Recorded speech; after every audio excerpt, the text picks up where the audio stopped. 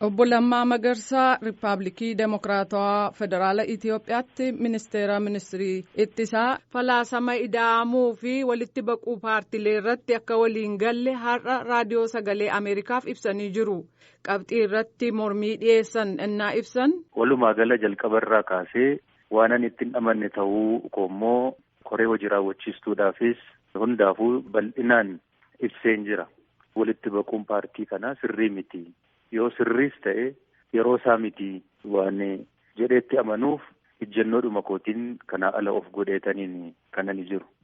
Maaliif hin ta'u kanani jedhee tokkoffaa nuti hooggantoonni Oromoo sabni Oromoo nu amanee gaaffii gurguddaa Oromoon nu amanee nutti kenneerutu jira. Isinii deebisna jenneenus waadaa gallee fi gaaffii kana uummanni keenya paartii akka biyyaatti amma hundaa'e kanaan itoo hin ta'in ODP'dhaani. Kanaaf gaaffii saba kanaa itoo nu hin deebisiin kana godhuun sirrii miti.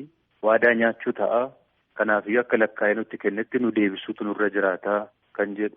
Dhaggeeffattoota keenya guutummaa gaaffiif deebii kanaa paartii isaaniirraa deebii akka argannetti fudhannee